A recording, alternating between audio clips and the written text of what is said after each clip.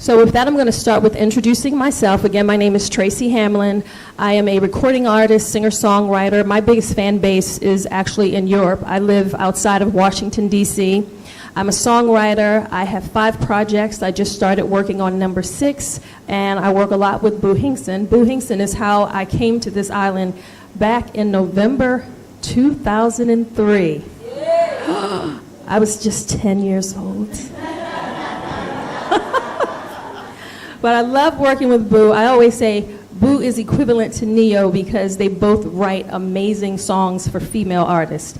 So Boo wrote a song called Magic and Love that I did on his first album, and then I included it on my 3rd album. I did User Friendly, I did Like a Woman Should, I did My Good Day, and then tonight I'm going to record another amazing song that he wrote while I'm here.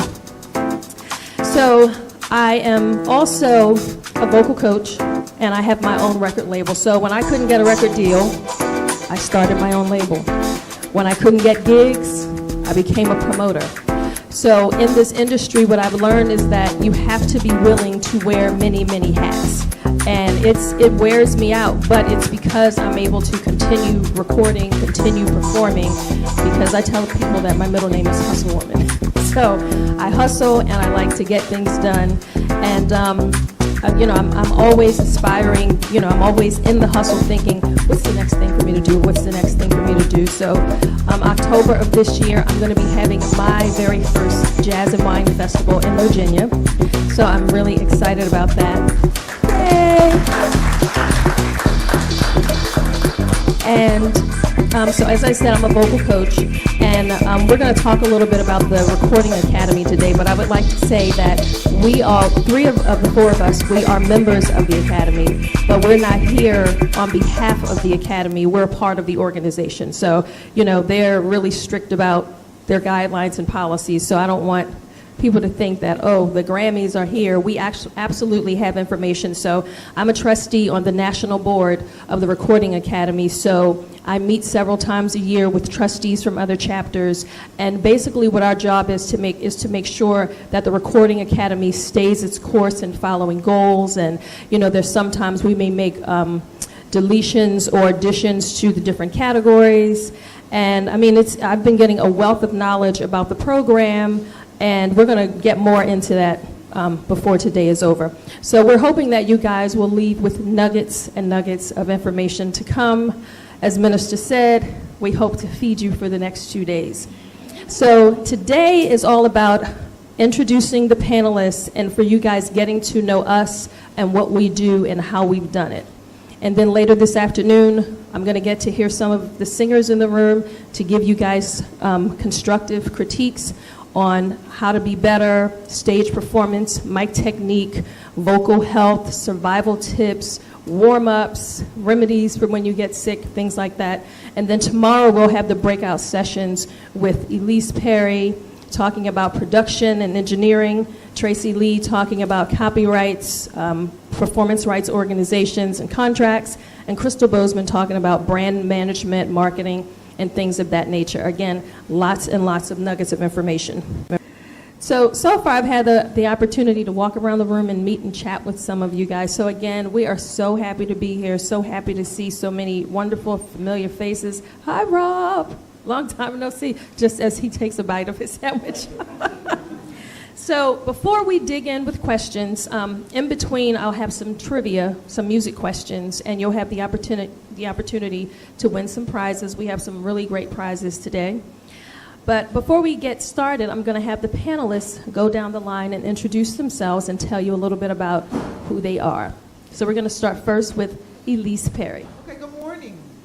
Good morning. It's good to see everybody here. My name is Elyse Perry. I am here representing the producers and the engineers, more the producers as far as I'm concerned. I have been working in the music/television that's been my career for over 20 years. And I'm a music producer. I've written music for different artists, most notably Kendrick the Family Soul, like the two-stepping, lovely song "Far Away." That was mine. And other than that, I've worked with a number of artists. Other than that, I've also been a music score writer. So I've scored a few films in the past. I'm also a film and TV director. I've been working with different artists like Tracy here as her music director, director for a music video, the most recent one. And I also direct TV all over DC and the Northeast, or whoever hires me. Can you still hear me? I'm going to try and. So yeah, so I've been working in TV, music for over 20 years. I know the trends. I know where it's been. And I'm learning where it's going. What Tracy said was so true, where you see a lack, then you create an opportunity for yourself. And that exists so many places in TV and in music. But most specifically, as I see what's going on in music, what I'm going to help you all do is create the masterpiece wherever you are. You know, if you're in your basement, then we're going to make that masterpiece in your basement. If you can go to a wonderful recording facility, then you'll know how to get the best out of it. But that's what I want to make sure that I do before I leave here this weekend, is to create a situation where you can grow properly where you are, you know, and have something with great production value, and it's sellable, something that you can make money on. And that's the other thing I want to make sure I share, is how we can go ahead and make some money and not worry about the middlemen, because there's so many middlemen out there that used to take all of our money with these recording companies. Nobody has the same kind of deal as they used to have in the 90s. So now, how can we exist where we are, where now selling a CD for $10, you sell that to 20 of your friends, then you've got a nice piece of change. So it's a mindset that needs to shift, and we'll talk a lot about that this weekend.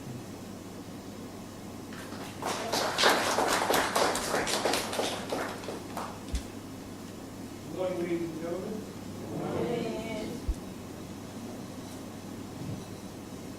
I'm going to use my out-stop voice, but I'm also see if this mic works as well.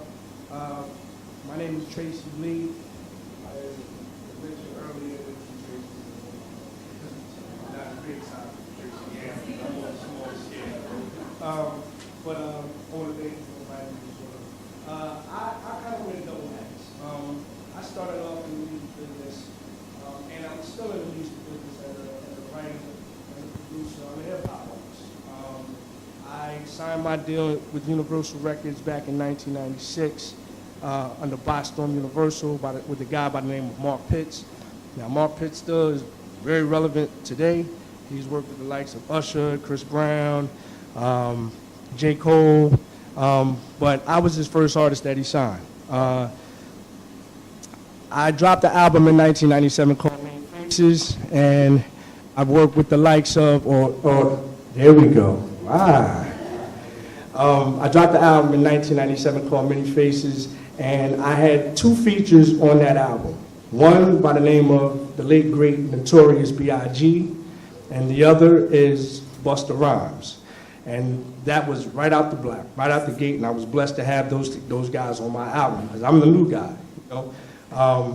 And plus, I'm from Philadelphia originally, so I'm kind of invading the New York scene, you know. Nobody ever heard of me. I just came out of the blocks. I dropped the album in 97, unheard of, and just took off. I had a record that was on Billboard for 37 weeks called The Theme is Party Time, and it did very well. But during my music career at that particular time, I had no knowledge of the business. My whole thing was just to get my music heard. I'm a novice in the game as far as the business is concerned, But as far as I'm concerned, I've been working on my craft for years before that. So now I finally have an opportunity to get my music heard by the masses, by the world. So it's like, oh man, this is it. I made it, you know what I mean? Like, I have an opportunity now. So, you know, I went into the game not knowing and honestly not really caring about the business aspect of it, because it was just about the music. It was the love and the passion for the music. Well, lo and behold, 1997 rolls around, I dropped the album, It Does Is Okay, but 1998 rolls around and it's now time to make a new album. My support system, which is by Storm Universal, they move on to LaFace Records. But Universal, the mothership, decided to keep me. So now my support system has left. So now they want me to make an album under the Universal umbrella without the support system. And in the meantime, here comes Nelly, here comes Cash Money. And so they are now the priorities. So Tracy Lee, who was the new guy and was the priority for a hot second, is now on the back burner without the support system. So now I'm faced with making an album without a support system, and now, you know, here comes the contract that I signed. So now I'm thinking about, well, okay, I don't have a support system, and I was so gung-ho about, you know, getting my records out. What did that contract actually say? Did I really pay attention to the legalities of the deal that I signed?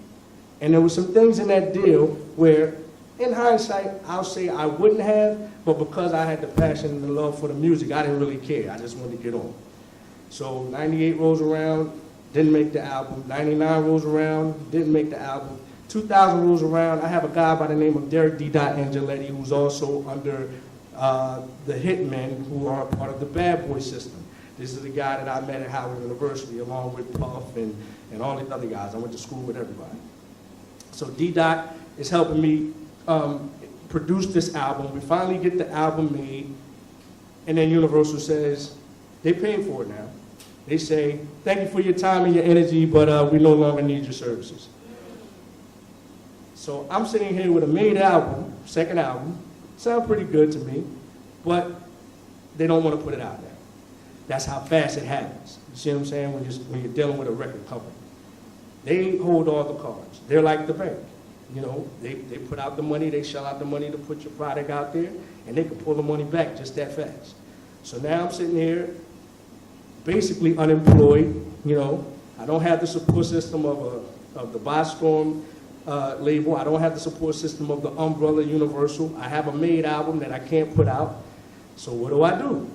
I'm in limbo. A couple of years pass, I take my journey, I move to Atlanta, I move all over the country, just trying to figure out my path and things like that. And then I'm a very spiritual person, so, you know, I'm asking God every day, what's next? What's my journey? Where do I go? What do I do? Where's the pathway? And then one day it just hit me.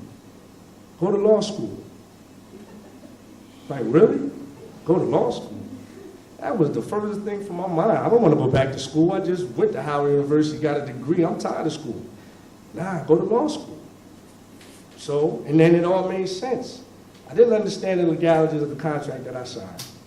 I was in limbo as far as the direction I should go with regards to not only the music, but also the business aspect as well. So I took the little bit of money that I did make, invested in myself, went to law school. Long story short, 2006, I get my JD from Southern University, and I become a licensed attorney in 2007. So now, fast forward, this is where I am today. So now I'm wearing double hats. I'm still an artist. It's still my passion. It's still what I love. You know what I'm saying? I still consider myself, as far as from a hip-hop perspective, one of the greatest artists out there. I still do my own music, but now I can negotiate my own deal and create my own pathway and do what I want to do, how I want to do it, when I want to do it. But I not only did it for myself, but I did it for everybody else. I did it for everybody else that's coming up under me. And that's what leads me to this table right now. My job is to make sure that the people get the information, understand what your rights are, understand how to protect your work, you know what I'm saying, and understand how to create an atmosphere and a business for yourself where you call the shots and nobody else is calling the shots for you.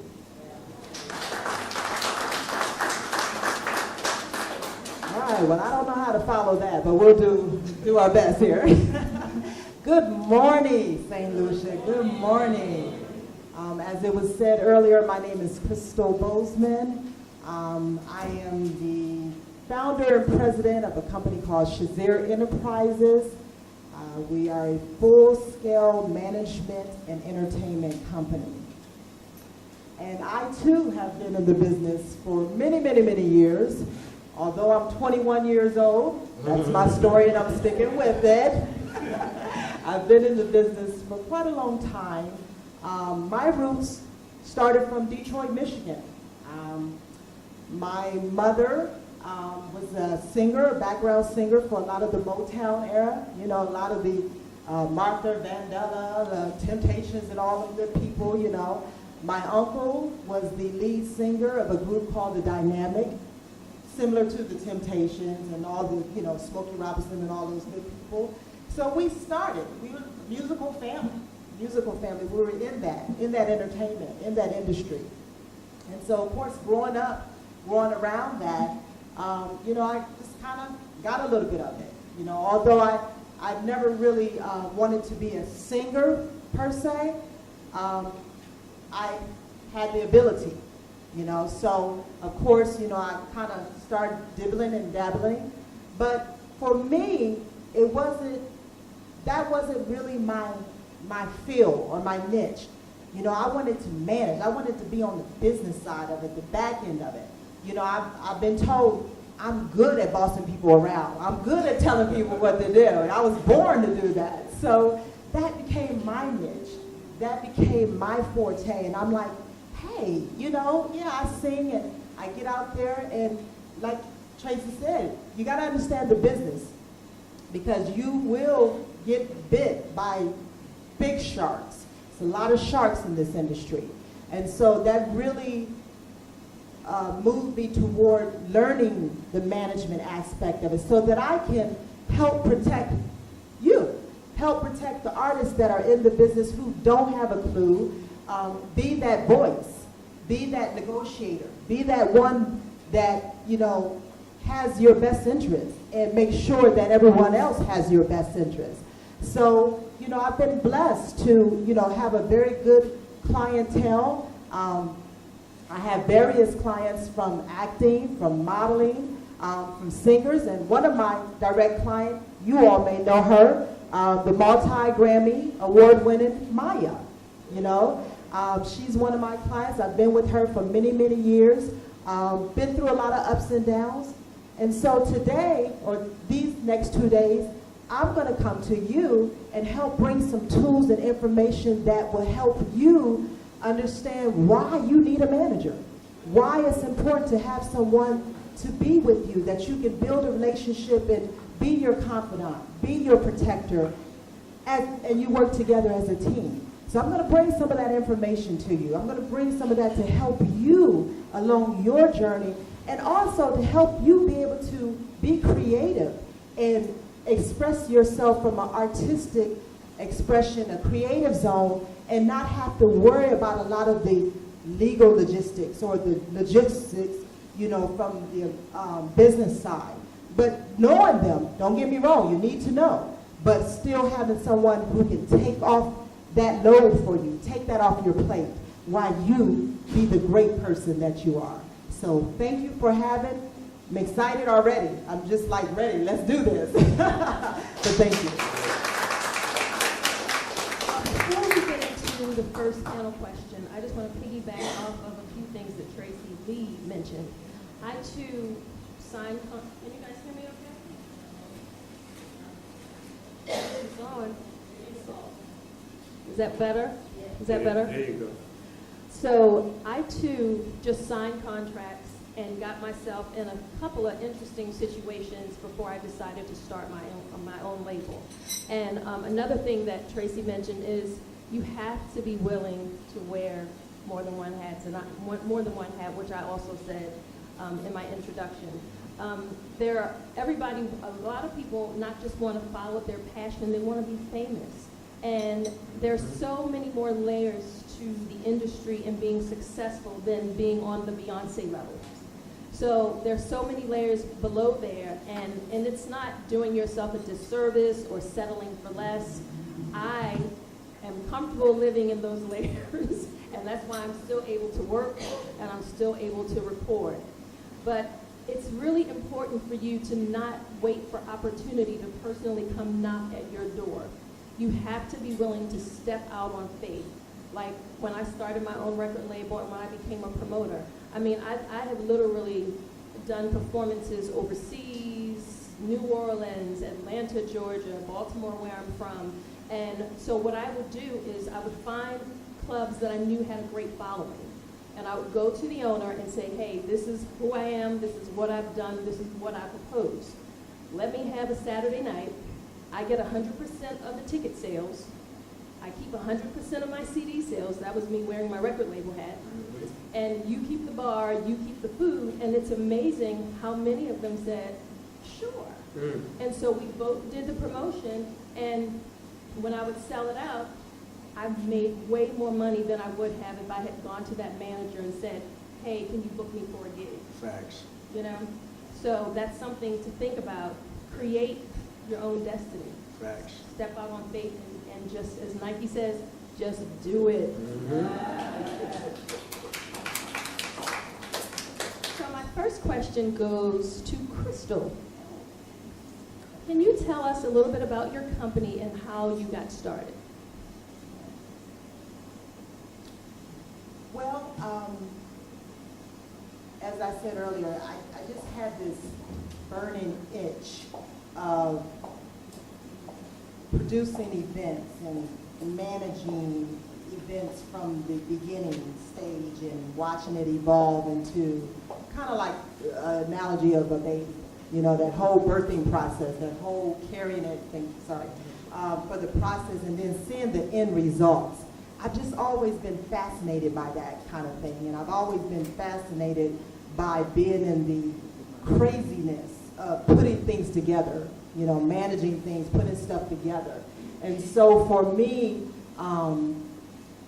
you know, with having that desire and then also coming from an entertainment background and being a part of that world, it was just a combination. Let's pull it together. You know, hey, you can, you know, manage, and you know, you can manage within your industry. You can manage just doing events and things of that nature. So then I went to school to actually become a certified event manager. And then, you know, I took those skills, and then I took the skills of me being in the entertainment, and I said, voila, there we go. And that's how I formed Shazer Enterprises. And how did you connect with Maya? I connected, the word earlier was networking, okay? Networking is so freaking crazy necessary, okay? You never know who knows who.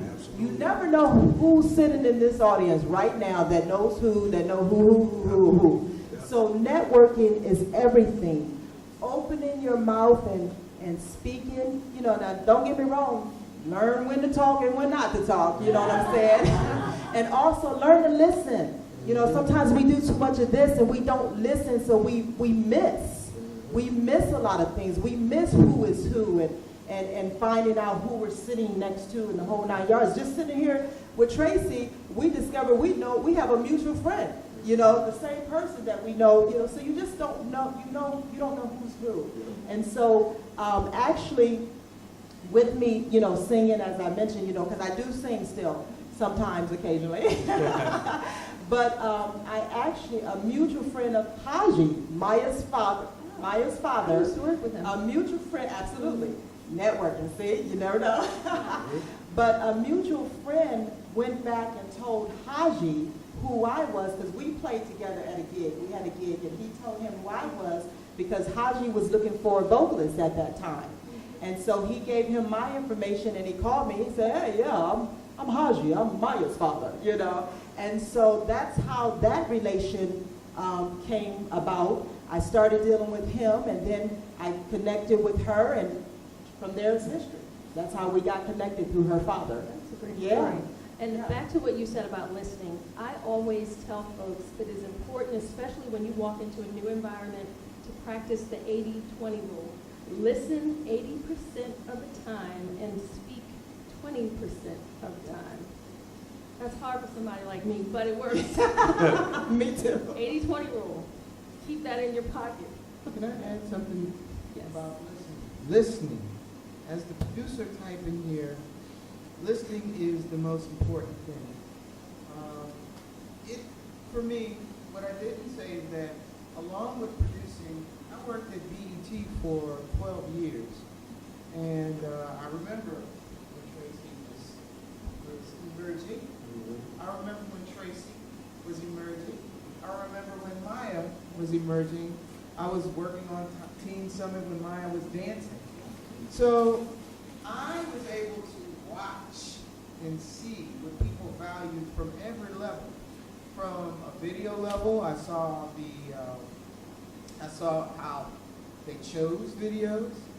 I listened and I saw how they chose artists, how they would broker deals to see who was going to appear on different shows. I know what they like to look at. I know what everyone liked to hear. So it was on par with how the radio stations chose. So you had to listen from the standpoint of a video director, a program director, and a music maker. So for me, I was listening to all of that for 12 years while writing and knowing that some of the music I wrote would probably never see the light of day. And then also knowing that there are things in what I do that will see the light of day as long as I approached it from a very specific standpoint. Where can I find my niche? And that's something that you have to kind of think about for yourself, because back when I worked at BET, there were, they completely valued what was popular. And there are no machines like that exist like that. I won't say no machines, but there are fewer machines that blow up artists like they used to back then. Right. So what do we do now? We listen still to see what people value, and we find where we can exist. There's a lane in that value that each of you exists, and you have to find it. And there's a sonic quality. There is a popular quality. The Bruno Mars of the world are very popular. But so still is Jill Scott, you know? So still is, everybody has their own lane. Rihanna has her own lane. Even with how big Beyonce is, Rihanna has her own lane. So does Janelle Monáe. Everybody has their own lane, so we have to see it for ourselves. And So does Tracy Hamlin. And this is the most important thing about what we're doing here, is that all of us, if you listen to popular culture, we're all timed out. Nobody want to hear from us. You're over 23.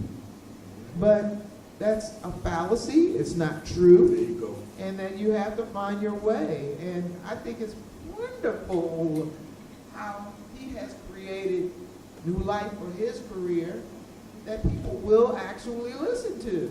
It's wonderful that this woman has a recording label for herself and other people. It's wonderful. And we get to keep most of the money. Yeah, there you go. Now we're talking. That's huge. Now we're talking. Yeah. All those people got paid, and then at the end of the day, you end up owing them, and they halfway did something for you. Right. And yeah, as it turns out, we'll write your tax write-off, and you still got 30 grand and a bill.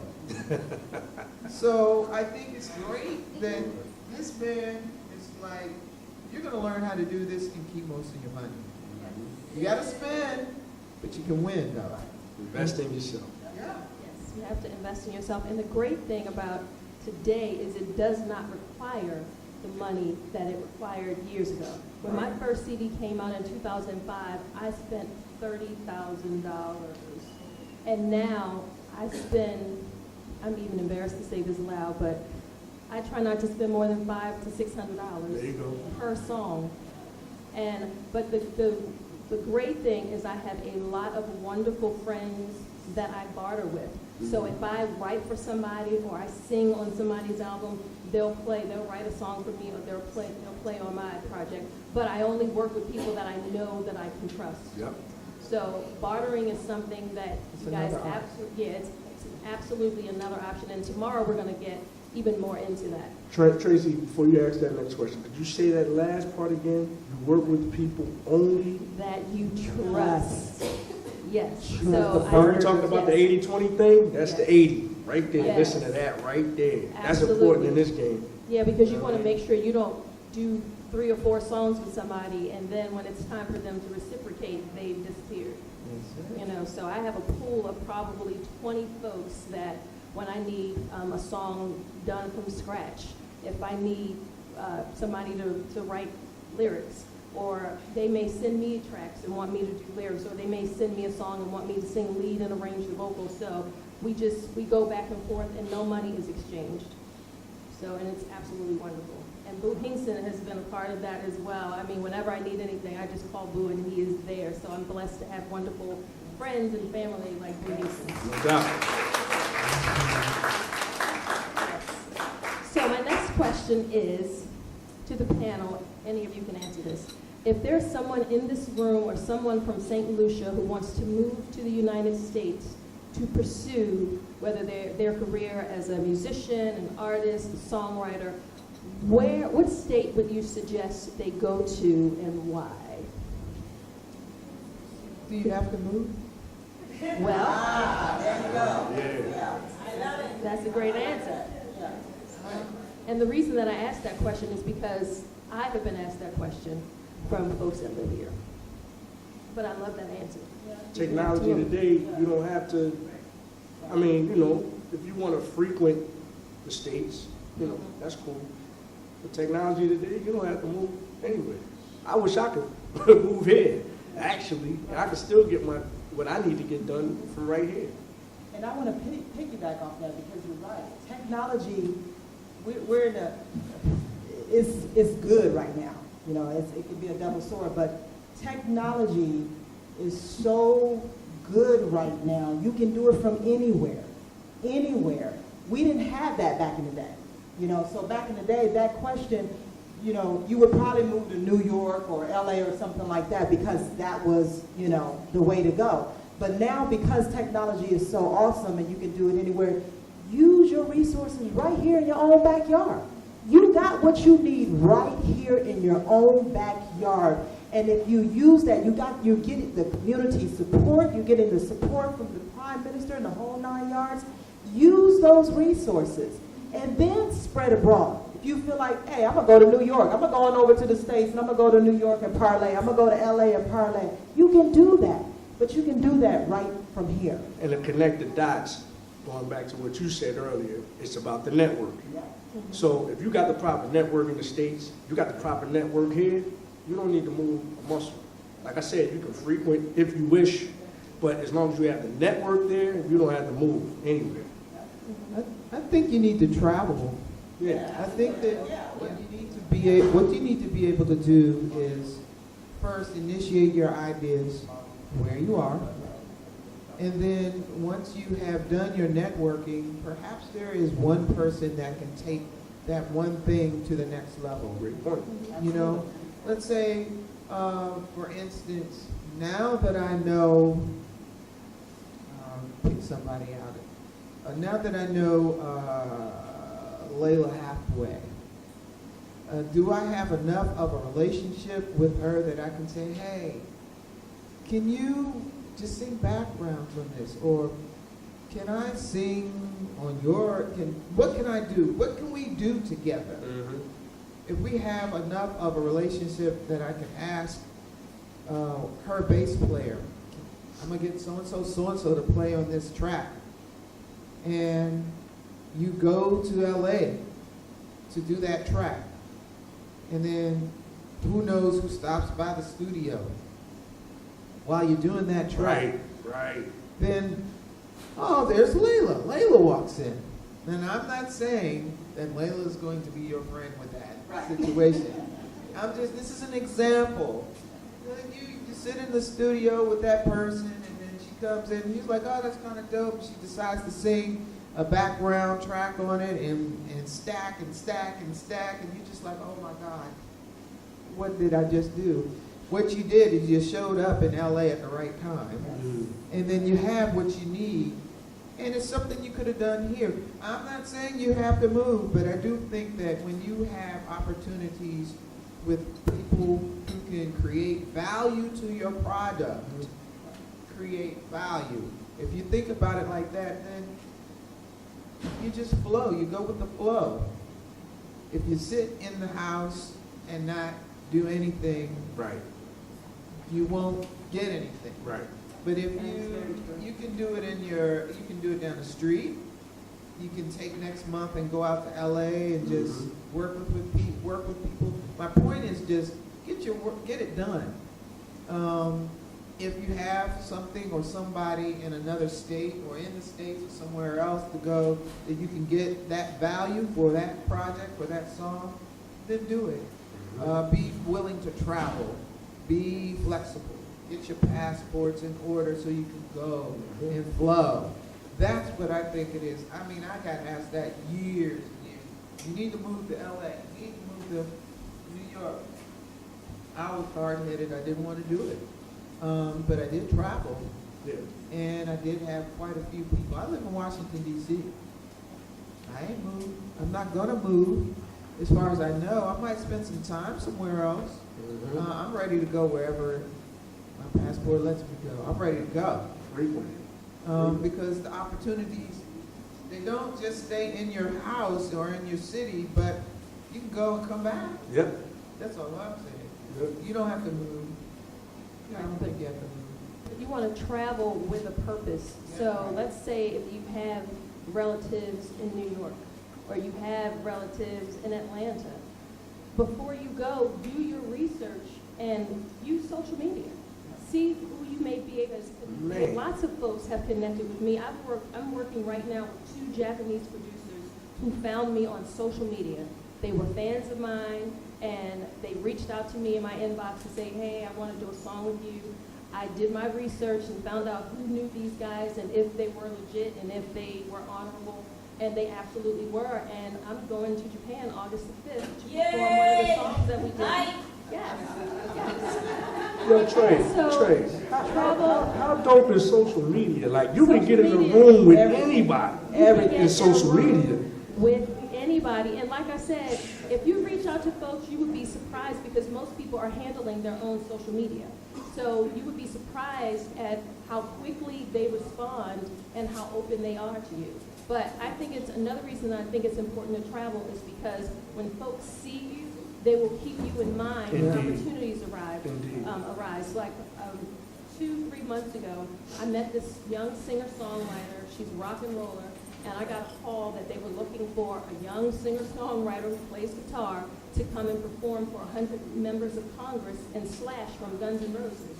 So I literally called this young lady on Monday, and on Tuesday she met at the Grammy office, and they loved her voice, and on Wednesday she performed for 100 members of Congress and Slash.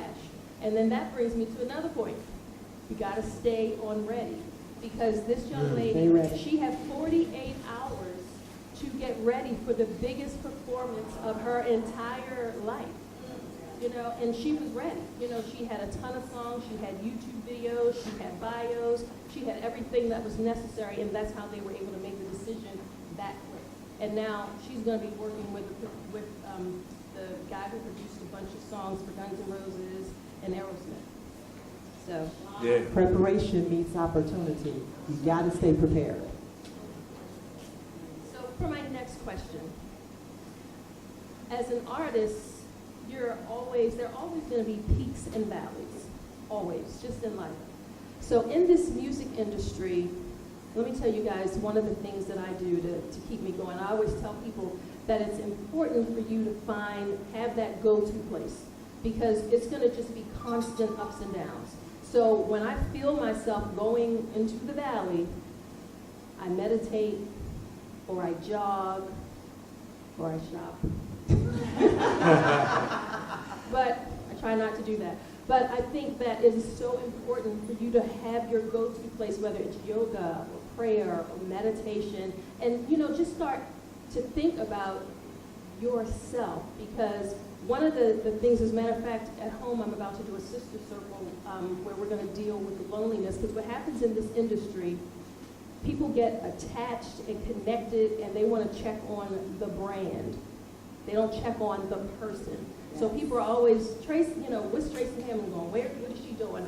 And I'm like, well, what about me? What about the actual person?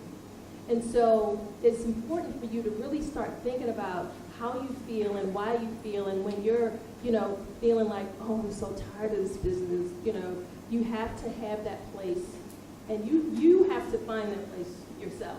What makes you feel good, what calms you down, what helps to relax you. But what do you guys do in this crazy industry that we love to keep yourself grounded and from falling into, not depression, but just the valley? No, absolutely, Tracy, and that's a very good point. I too, like Tracy mentioned, and just like you mentioned as well, I'm very spiritual. I'm not religious. No, there's a difference, okay? I'm not religious. I'm not caught up in certain practices and things of that nature. Titles. Yeah, but I'm very spiritually in tune with my higher being, okay? So you really got to get connected to what you know your higher being to be. I don't know, some people do cabbage head or whatever, I don't know. But mine is right up there, okay? I call him Jesus, God, the whole 9 yards.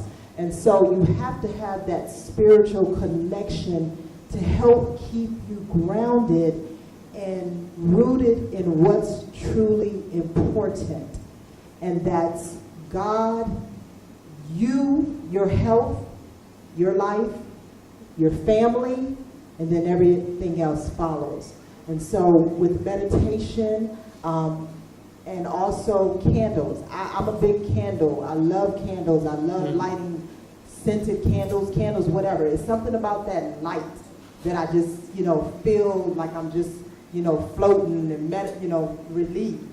And so find whatever that is that helps put you in a different mindset, or put you in that mindset that can pull you away from all the drama, the chaos, because you don't get that. As long as you live in this thing called life, you're going to get all of that. So you definitely have to find something that pulls you. And so for me, it's meditating, it's talking to my God, having that quiet moment, getting up. I at least make sure when I first get up, and I try to get up in time where I'm not dealing with my husband or my children. I still have a young one, a 12-year-old. So, and then I have older kids too. But I try to give myself at least 30 minutes to myself so that I can get in tune with myself before I start my day. So, yeah, find that connection.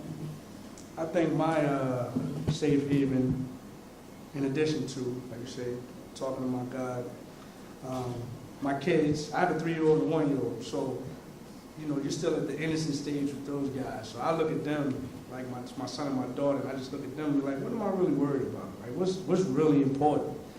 This is what's really important. Everything else, that's just like whatever. You know what I mean? I can step away from that. But ironically, another place or safe haven for me, it goes back to what we're talking about. It's not the business aspect of it, it's the music.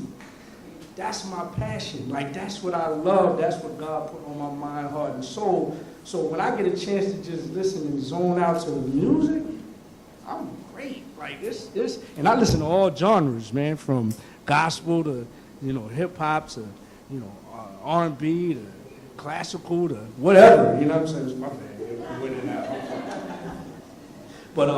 But yeah, like that's and I'm a sports fanatic too. Like in the States, it's basketball, football, baseball. But the music, when I get a chance to just put the headphones on and close my eyes, or if I had the opportunity to just step out here and look at this beautiful water and just put on the music, I don't need nothing else. I'm good. So that's where I'm at. Me? Well, it's funny. You asked that question a year ago, and I would have an easy, similar answer. but I just went through a major loss. So when you have a real issue or a real standing issue, it's just like, how am I going to heal from this? So my answer, what kept me from just closing off and just being extremely sad, was really enjoying the things that I really like. I mean, so for me, what kept me sane and happy is reflecting on, you know, wow, gratitude. I really have everything that I need.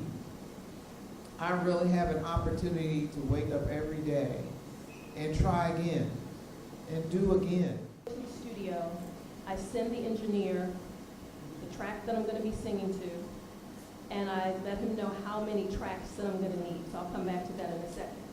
Then when I get to the studio, I have a copy of the hard lyrics, you know, hard copy of the lyrics. I let them know how many beats per minute, and I have the lyrics printed, and everything is time-stamped. So if the verse starts at 30 seconds, and the chorus starts at 1 minute and 22 seconds, it helps me to communicate with the producer so that it's quick, quick, quick. Wow. Now, as far as the tracks, so so when I send the email with the track that we're going to be recording to, I let them know I'm going to need 3 tracks to do 3 lead vocal passes. I'm going to need 2 tracks to do 2 ad-lib passes, and I'm going to need 6 to 9 tracks for background vocals. And so when I go to the studio, I'm in there for 2 hours. And another reason that I'm in there for 2 hours is because I do the pre-production stuff at home on my computer. I have GarageBand on this computer, and I have Logic X on another. So I'm able to get my ideas out of my head so I can get a feel for how I want to sound. And I arrange all the background vocals, so when I get to the studio, I know exactly what I'm doing. So when I get there, they pull up the track, I do a reference lead track from start to finish. Then I go back through and I do all my background vocals. Then I come back and do 3 lead passes, and I do 2 ad-libs. And then we create one song from all that we did. Wow. And it really, and we get it done in 2 hours. So I encourage you, and you know, before I leave here, I'll make sure that you guys have my email address, because I love giving back. My service to others is the way that I fulfill my purpose in life, and I'm supposed to help. There were folks that helped me along the way, and there is a method to it, and I promise you it helps you to enjoy it, and you can be a lot more productive. So with that, Elyse, as a producer, what do you like to see from a singer that lets them know that they're ready to come work with you? What kind of work ethic? Be like Tracy. We don't want to be like Mike, we want to be like Tracy. Before you answer that question, that is incredible. Like, because I know producers hate to see me come. I'm a vibe person. Like, I'll do some preparation, but I'm more or less a vibe. Like, I get in there and it's one way one time, but then I'll hear something be like, oh, wait a minute, we gotta go in this direction. And then I'll hear something else be like, oh, no, wait, we gotta go in that direction. And then all of a sudden we 8 hours in, and then I know the producer or the engineer's like, yo, come on. But that's not wrong. I know, Nothing wrong with that. but I, looking at it from the other side, like, that's incredible to me. I wish I could do that. It's common. Both of them are common. What you present is more common, and something in between is pretty common.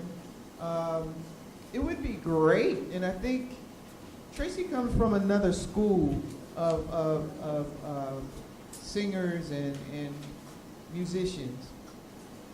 I saw it last night when we went to dinner, and there was a lovely presentation by a wonderful keyboard player. What's his name? Vincent? Kinson. He was good. He's smooth. And then Tracy went up after Boo. Shout out to my man, Boo. Boo. Absolutely. Yeah, Boo came up and he's like, yo, Tracy. And Tracy's like, I'm not. She went up there and she started out. Now, you don't see this anymore. This is why I just smiled the whole time she sang. And she came in and she started at a nice place. And then she took it up here. Yep. And then she took it up here and she's like, oh. Everybody's like, oh my God, yes, standing ovation. Word. I mean, it's textbook. It's textbook to come in and just carry people someplace. You come in, you do this, you get them wrapped up in you, and then you take them somewhere, and they're just like, oh my God, it was great.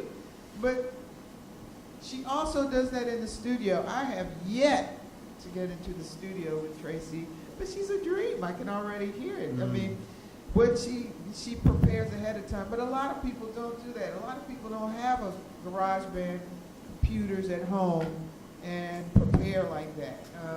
That's a dream, a good dream that you all can attain for yourself.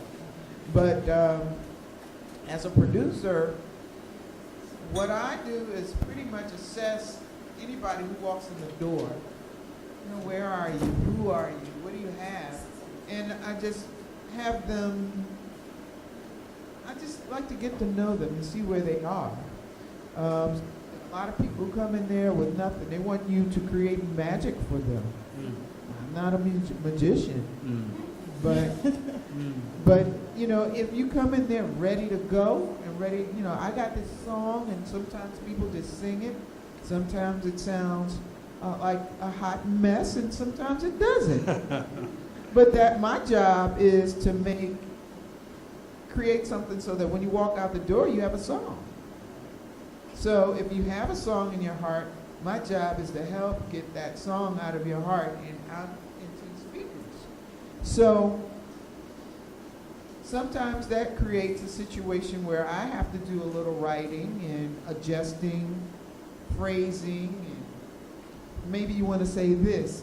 And, you know, sometimes people, they come in, they'll say, let's say, I really want to love you. And then they say it, I really want to love you. It's not doing it. And I said, sometimes you just might have to go, ooh, I really want to love you. Ooh, create another pattern out of something that somebody can kind of grab onto. You know, people like patterns. So I have a creative hat too. I'm not going to sing. I might sing something for you to sing, and then, you know, it's an exchange.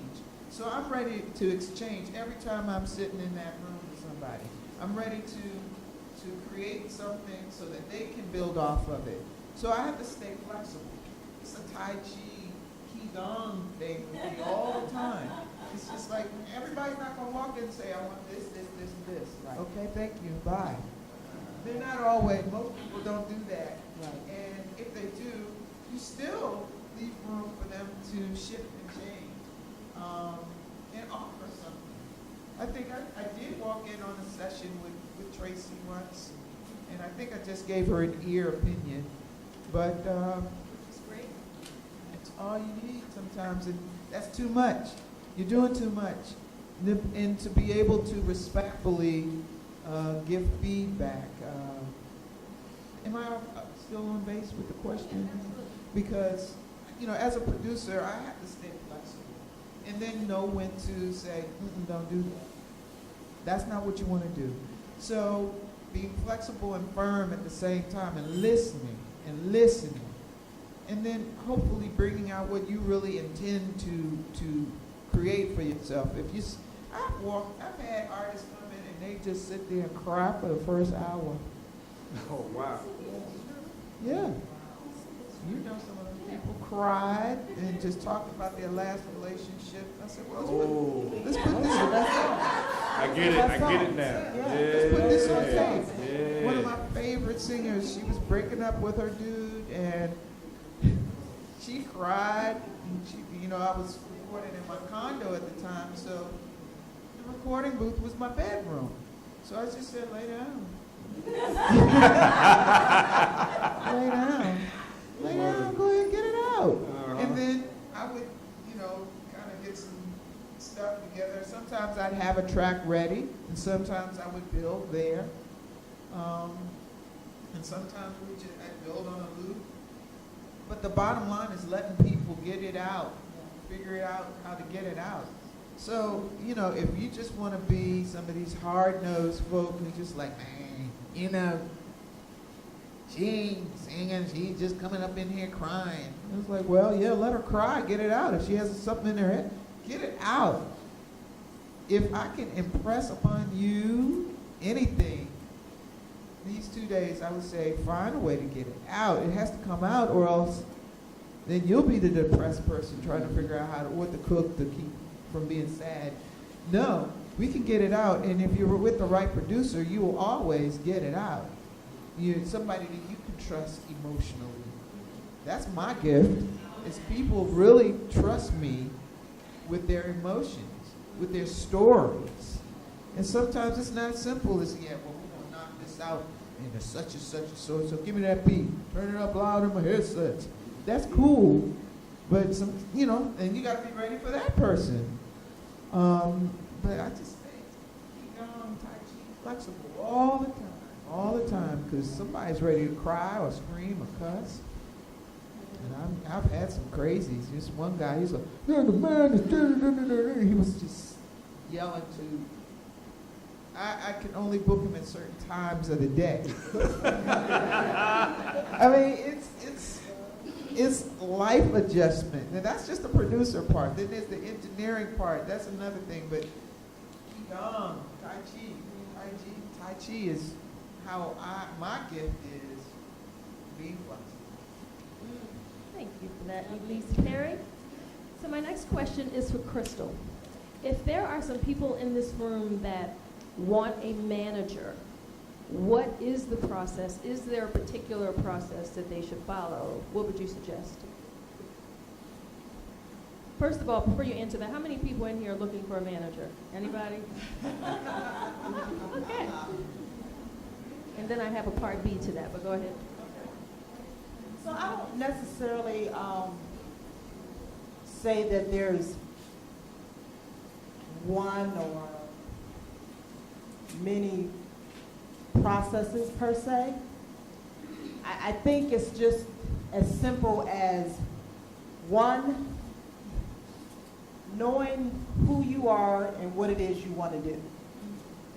I think you need to, you need to identify that before you go to the next step of wanting a manager. Because as Tracy mentioned earlier, be very clear.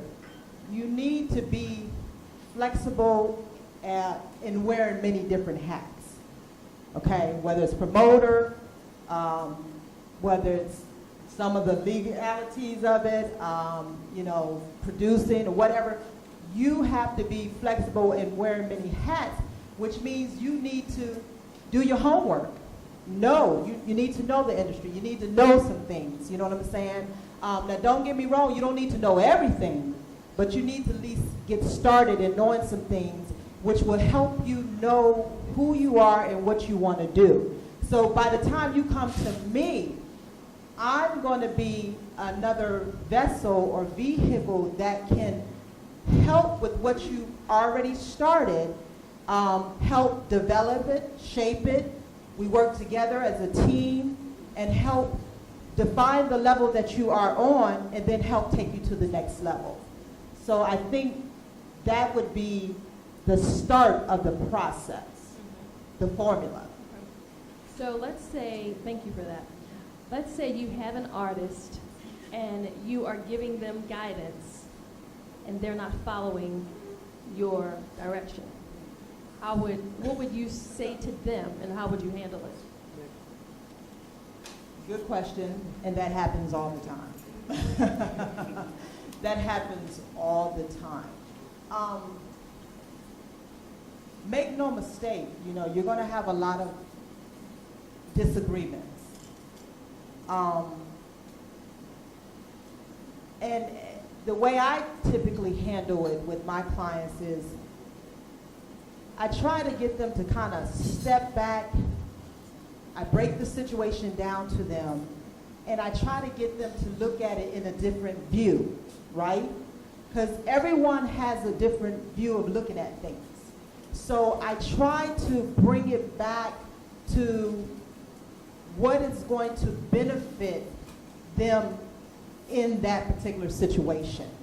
And again, sometimes you just have to step back. You have to take a moment and step back, and you lay all the cards out. And then you say, okay, what's going to be best for us? If we go this route, what's going to be the consequences? If we go this route, what's going to be the consequences? So you have to, you gotta do some negotiation with your client, in order to come out with the best solution. So that brings us to my next section of the Grammys. Raise your hand if you're familiar with the Grammys. Just 3 people? Yes. Just 3 people? Yes. Before we move on, can we ask Elyse to expound on the question here about glorifying the name? Yes. Because Well, from a certain perspective, I think it's difficult, not difficult, but around like, my observation is a lot of the artists quite see their link. okay, well, we were going to do about that Q&A, last but we'll stop. We'll answer that right now. So, yeah, they're lame. And that's an interesting question, but go ahead, because I have something to say. Your lane, staying in your lane.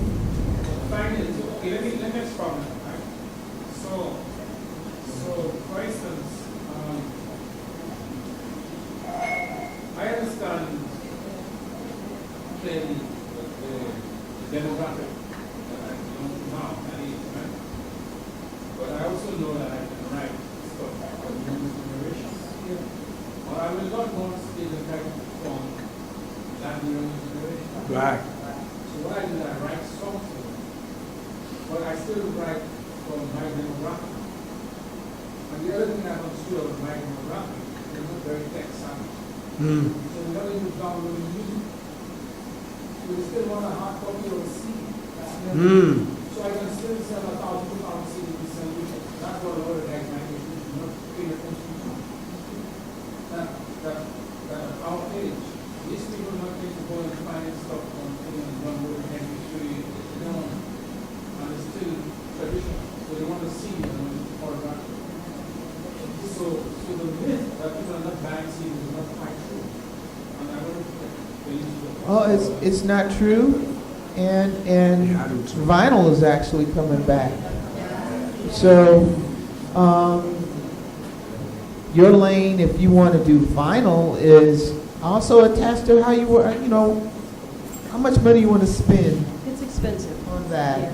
Yeah. If that's not something that is, I think that's something that you should consider at some point, but you need to get online. I mean, that is where the freedom is happening. That you're missing a lot of your money if you're not putting it online. I mean, if you can get online, then put your music up there. There's SoundCloud, there's Reverb Nation. Anyway, yeah, get online.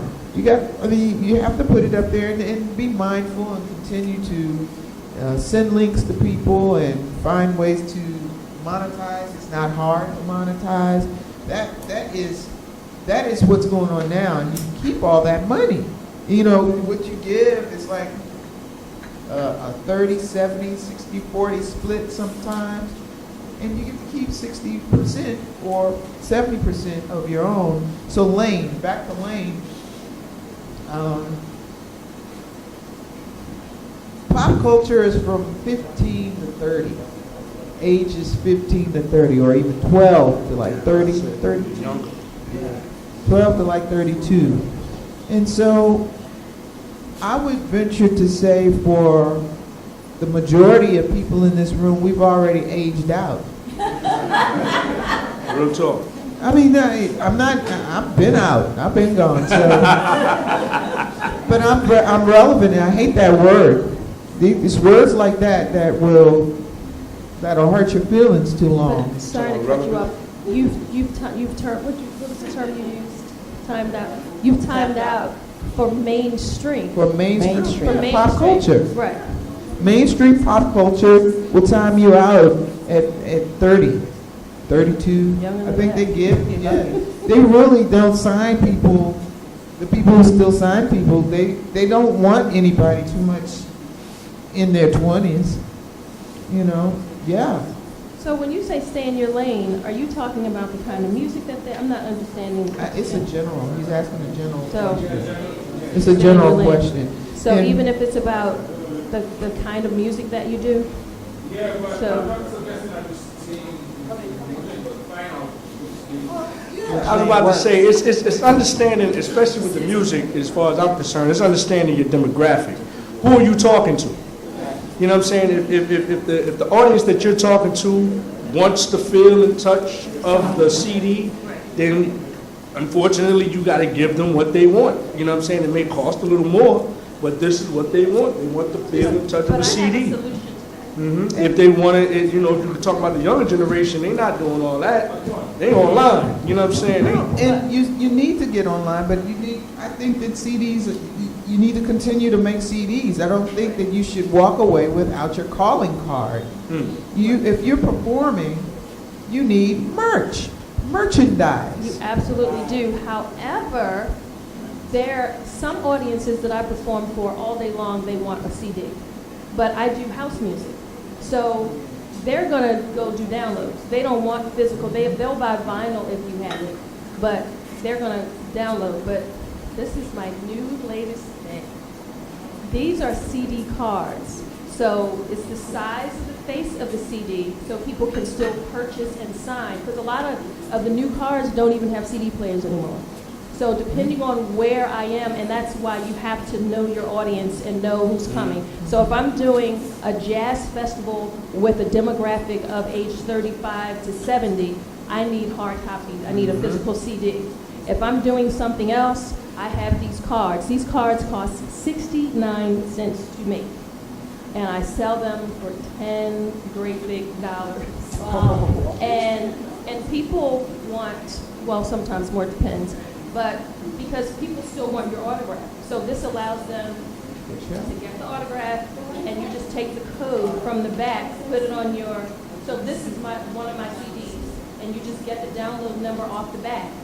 And voila, you can download. So you sold yourself the music, you got the autograph, and they can go upload it. Exactly, Yeah, because that's dope. when this first came out, they were actually like little digital, like they were the size of a credit card.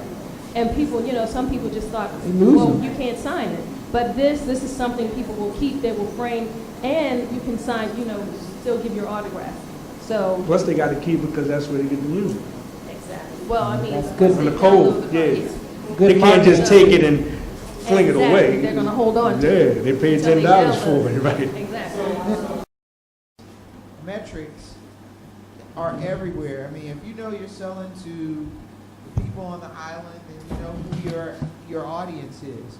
But there are people outside of your audience that if you're trying to target them, they're even if when you're online, you can pretty much figure out who else is listening to you.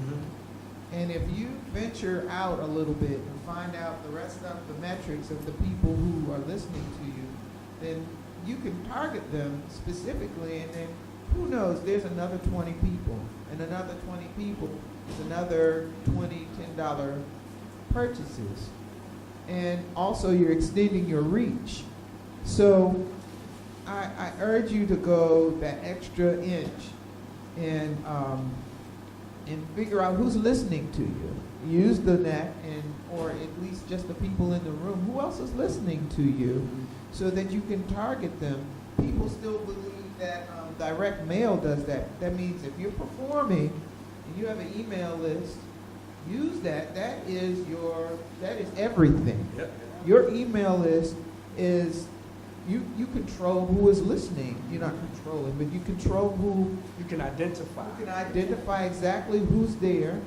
You can send them everything that's going on, and what that turns into is your goal, your monetary goal.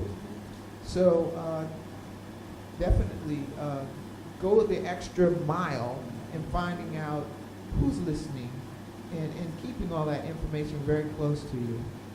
Get your email list up. It's the oldest thing that we learned once we went online, and it's still the most productive thing to do. Valuable.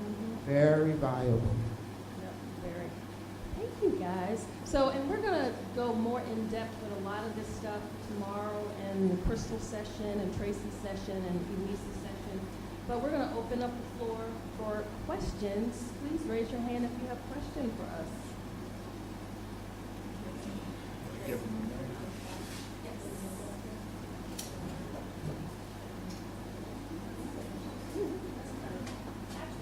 Rob, can you stand up? How are you? Testing. Ooh, I like that. Hi, good morning, everybody. And just want to say thank you to you guys for coming down here, for Boo to organizing this as well. It's really good to be part of this, and for you guys to share your knowledge this morning. Much appreciated.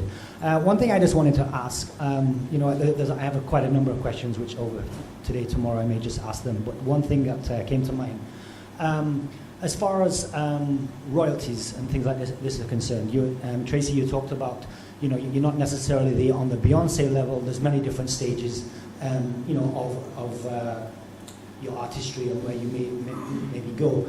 I read something maybe a year or so ago. It was an example of quite a successful band in the US. Not mainstream, but they played a lot of colleges. Their music was played on a lot of college radios. I think they were actually also a Grammy nominee as well.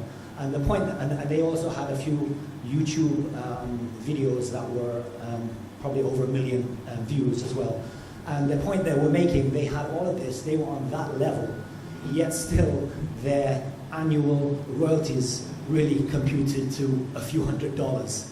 So and I would take any of you guys point on this, at your level, what would you say the percentage of your income is in terms of royalties on a yearly basis? What would you say? I would say the percentage of my income that comes from royalties is probably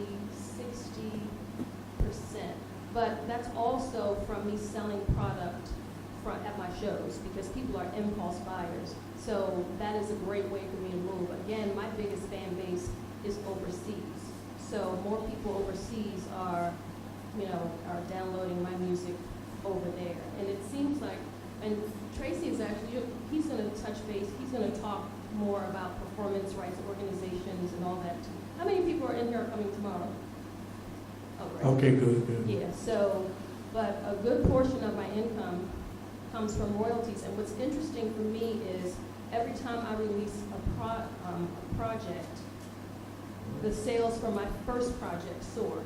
So while my second CD that came out in 2009 is my biggest selling project to date, every time I release new music, my statements, I see all the songs from my first project, which came out in 2005. So I'm making more money now from the CDs that I put out in 2005 and 2009 than the ones that came after. And keep in mind,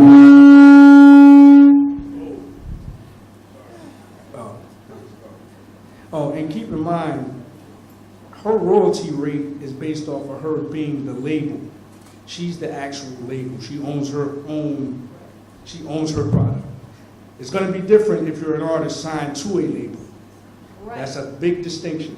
Big distinction, but from Sound Exchange, which we're going to talk about tomorrow. Mm-hmm. So from Sound Exchange, I get paid every month, and I get a check for anything that people have purchased where I was a featured artist, and then I get paid for being a label owner. Mm-hmm. So I'm talking songs that I recorded 20 years ago when I was with a group called Pieces of a Dream, and any project that somebody released where I was featured. Songs that I completely forgot about are included on my statements that I get from Sound Exchange. Yeah. Crazy thing. So I just wanted to make that distinction. That 60% is not going to be the case if you're actually signed to a label. It's going to be much smaller. And I'll just echo the same thing. Basically, all of the people that I've ever worked with are still recording. And just like Tracy said, whenever they record something, even if it's less popular or super popular, everything in their catalog sells in. So my percentage, don't know if it's 50%. I would say it's probably 30%. You know, I have to get the projects. You know, certain people have they don't do as many projects as Tracy does or some of my other clients. But whenever they release, I get paid again. And I get paid as a publisher as well as an artist.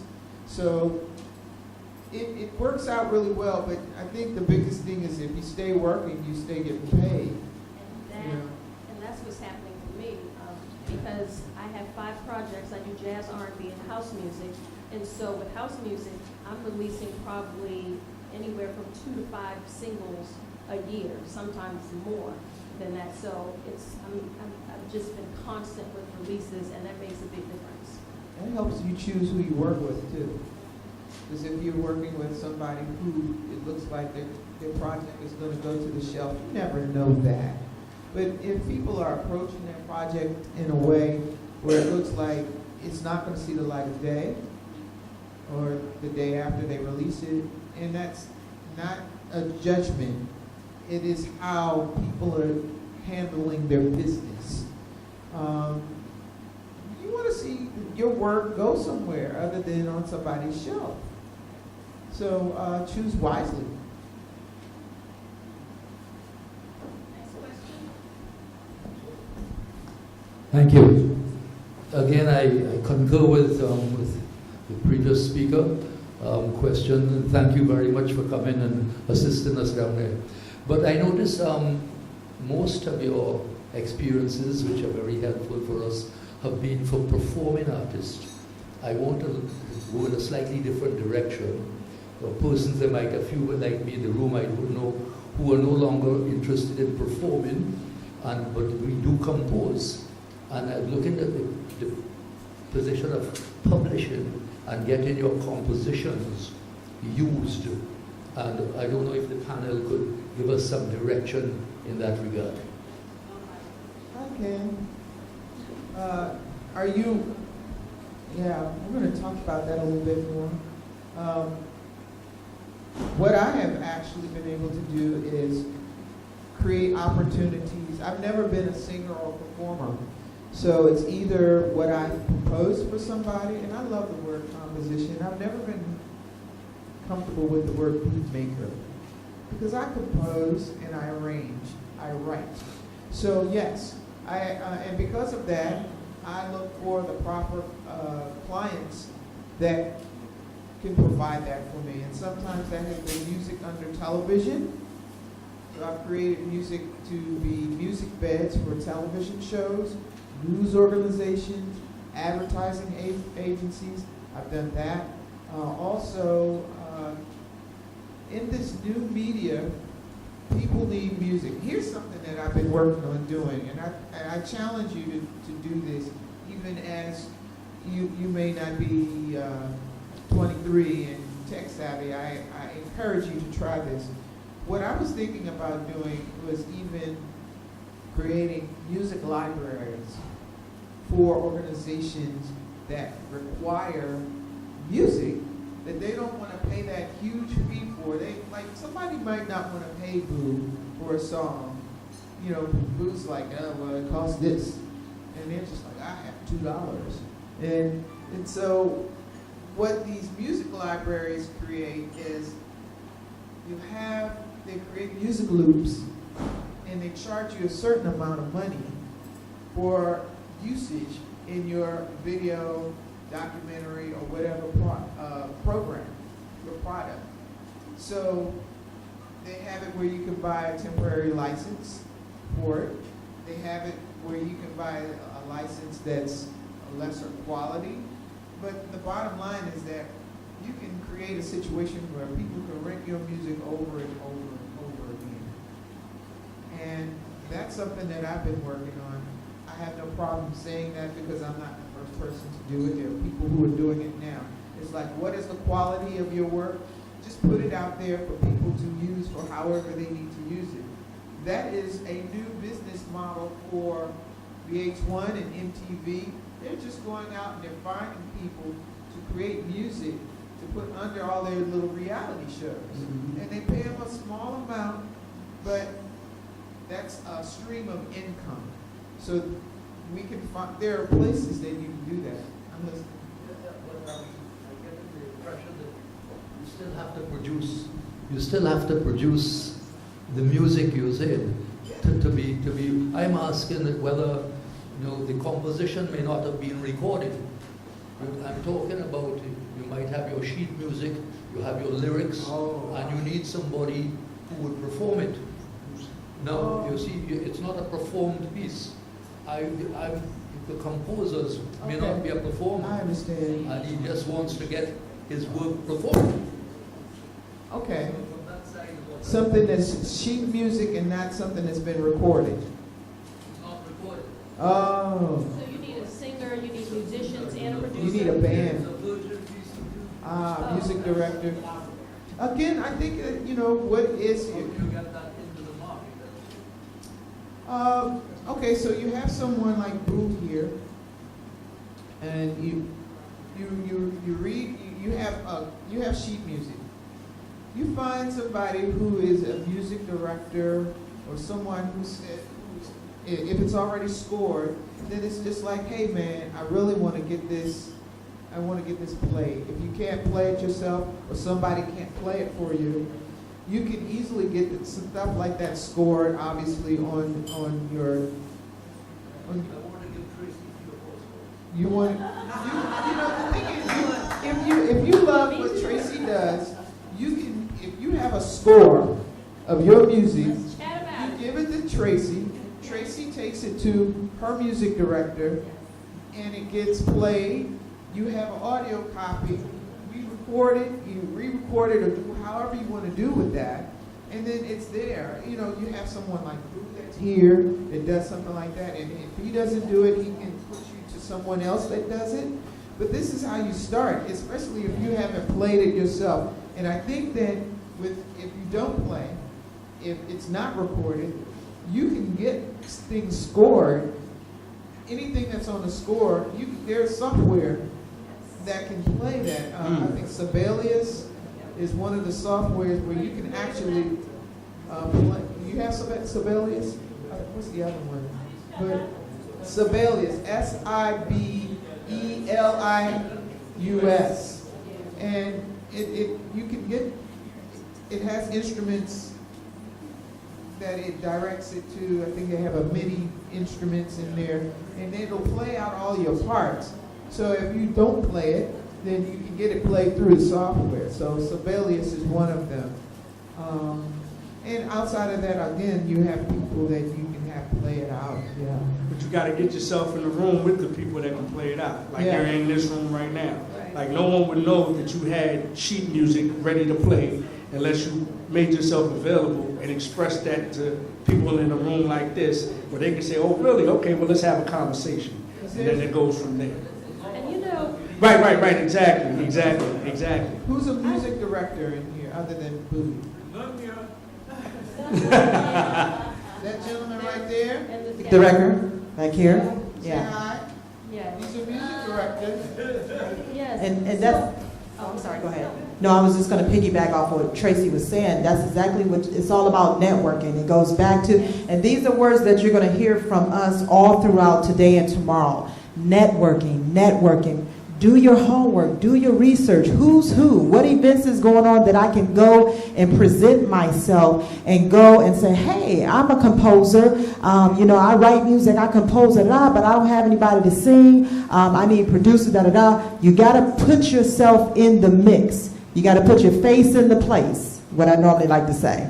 And one thing that I would love to encourage here is look at all of these people in this room. You guys can start having monthly music meetups. Real talk. And you meet at a restaurant, what do they call it? BYOB, buy your own brunch, or BYOD, buy your own dinner, BYOL, buy your own lunch.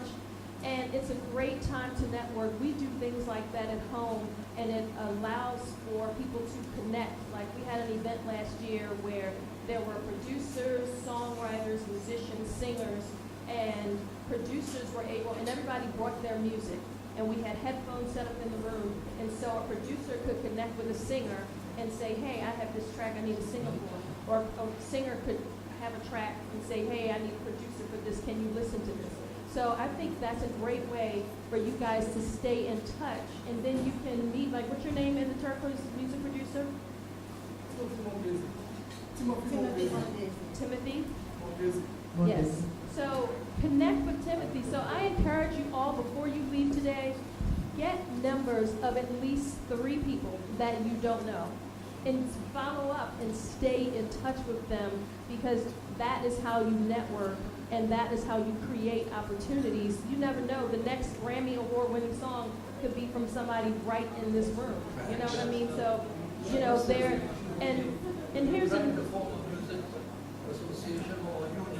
Yeah, but not a union. That word union is scary for a whole lot of folks. So not a union, but literally just meetups and work and connect with each other. So we have a question from Dawn. Let me Can I add just tell something you- real quick. Oh, The other softwares, other than Sibelius, is Finale, oh yeah. Notion, and Muse Score. You got that? You want to write it Muse down? Score, Finale, Notion. Those are other scoring softwares that will play out your score. Yes, I have the scores with the sheets, with the chords and everything. Understood. And the melodic line. If you enter those things into those softwares like Finale and Sibelius, they will take that and play it out for you. So at the end of the day, you will have it all. You can hear what you wrote. Well, okay, I understand, but technology doesn't Understand? I'm about to say that. I just wanted to say that to the people who were tech savvy, that those things Well, do that's exist. why we have this little here. Now you can start networking with some people that can show you, give you some direction. You have Boo, you have Tim, Yeah. and I have several of them recorded okay, already. okay, good. But I was very interested in seeing if I could have broken into the international market with some of the pieces that are not necessarily, I compose in a very wide genre. So it's not just local folk or calypso or reggae. There are a lot of ballads and so on. So he's- I've composed a lot for the Caribbean theater, stuff with everyone, stuff with So it sounds like- And so that's why I'm seeing it, that some of that material, which to an extent is lost here. Even though the gentleman who was the leader of the police band, we did an old performance one year with fine music at the Cultural Center.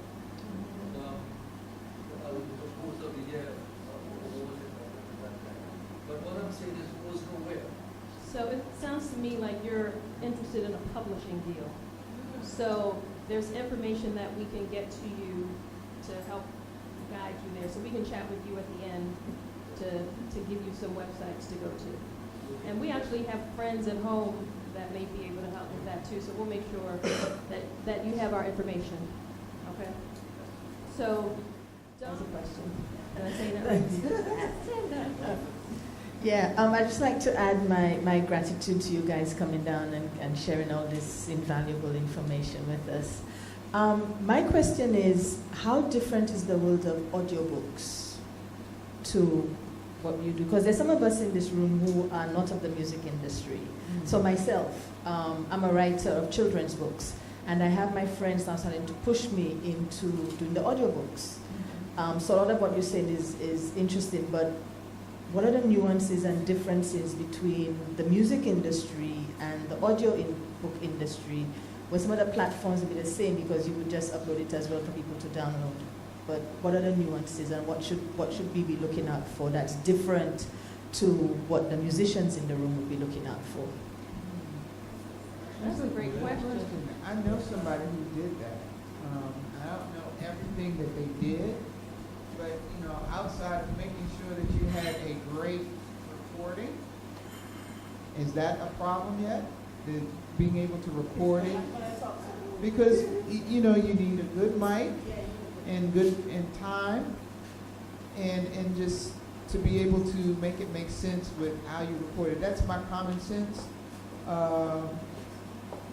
And knowing that I know one person that did do an audio book, that was what they required mostly, a good mic, lots of time, or enough time for them to finish what they were doing, and a couple of different sessions, because it's a whole book, Beyond that, we could talk about that more, because I could actually make a phone call and get a little bit more on that, because that's what they're doing a lot with all these streaming services with Amazon and Apple.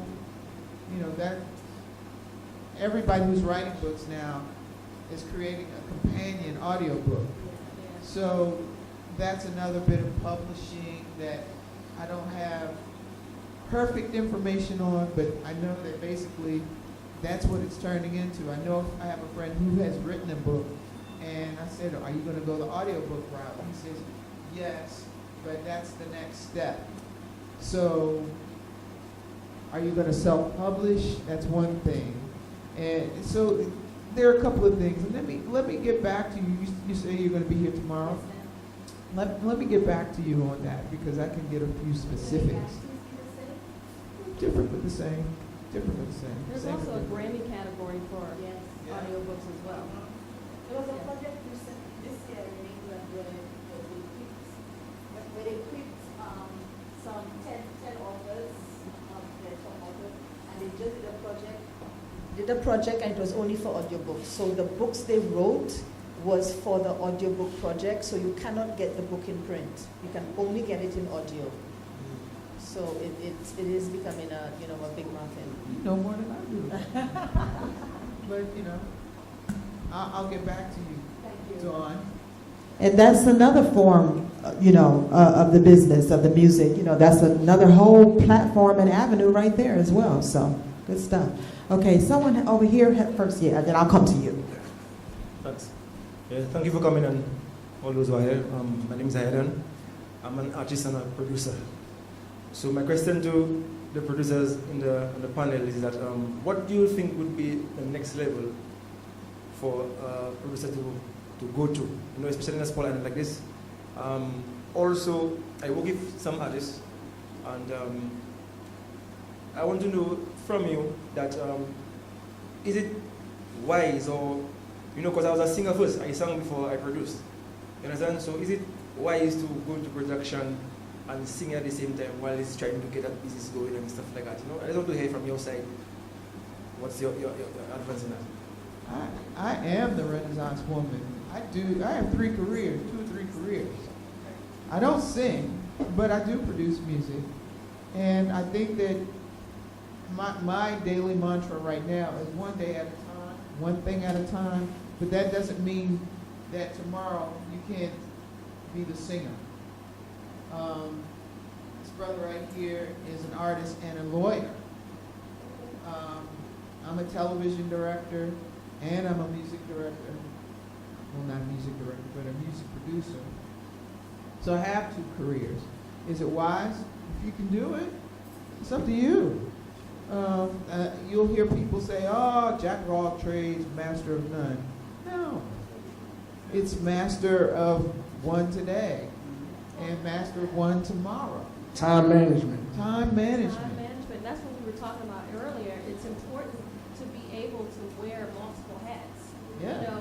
The day of like Motown where they sign you as an artist and you just show up and sing, it's basically over. So you have to be willing to wear multiple hats. We all do. We all have our own companies, and time management is key. So there are certain weeks where it's like, okay, I'm just focusing on my project. Then the next week I'm focusing on my festival. Then on every Wednesday I'm focusing on making sure I'm scheduling for my voice students. So you have to be able to wear multiple hats, for time management and organizations is key. Yeah. It is key. And so every night before I go to bed, I email myself a to-do list, just so that I won't let things fall through the cracks. And I have to do that because I'm doing all of this myself. Hey, you have to ask yourself, what do you want for yourself? And nobody else is going to do it. You know. Tracy, Yes. sorry. No, I'm good. Yeah, you were making the point about the process you use when you're recording. It seems to me when the two of us record, it's a very different thing. To me, every time we record, you just come and just knock it off. And that's it. So why is there a difference between what you explain you do and when the two of us record? Well, when we recorded, I didn't know that I was recording. I was just maybe at your house, and like for instance, when I come tomorrow, I'll have things timed. Tonight. Yeah, so I think with us, a lot of times it's not something that's planned in advance, and it just kind of works for us to be spontaneous. You know, and I'm in St. Lucia, so I don't feel the urge to hurry up and finish because you have a great studio at your home, so it's a completely different kind of vibe than when I'm at home and I'm paying by the hour. Yes, because when I'm paying by the hour, time is money. So where your studio, it's like, let's go get some dinner. Come back later. You know, but we're vibing too, so. Yeah, I think it's a vibe, and I think it's also, and along with the vibe, it depends on the relationship that you have with the producer and the artist, what that dynamic is about. You know, you may have a situation where you're with one producer and it works one way, but then when you sit with somebody else, it works a whole different way. So something that can't really be measured. It's just a vibe, like you said. And I was learning the songs in the studio. I don't usually learn the songs in the studio either. So, yeah. And you have to, leave room for the vibe. Yeah. Gotta leave room for the vibe. So we have time for like maybe 2 or 3 more questions, but I want to get to everybody. But all right, go ahead. Next person, please. All right.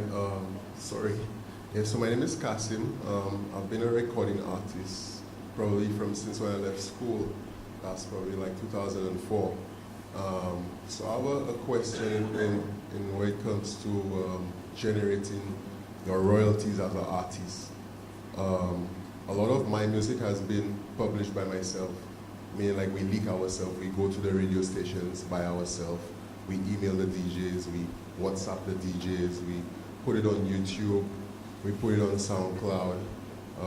Being from St. Lucia, like in 2004, it is still very difficult to monetize your YouTube account in St. Lucia. I don't know if it's going to change soon because they keep sending me some message about, hey, artist upgrade page, whatever. But currently, even though like I'm not just the only artist, especially in the soca genre in St. Lucia right now, a lot of the artists have 10,000 views, 1 million views, 2 million views, 7 million views as St. Lucians. And I think that's a lot of money that we're missing out on. Also, for example, in 2011, we recorded a song and it was published on like a regional TV network called Tempo, and at the time Tempo was very popular. So like I've been releasing music from 2004 until 2018. In 2016 or 17, I registered for the local royalty organization in St. Lucia. So from that time until let's say when I registered, I'm unclear as to any type of royalties that I'm supposed to be receiving as an artist. And I'm not just the only one. We have artists in St. Lucia who perform in England, London, Trinidad, Bahamas. Their music is international. You hear the music in Cardi B on her Snap, in Rihanna's Snap, in everybody's Snap. So signing up last year until now, I'm still unclear as to even between the time I've signed up until now.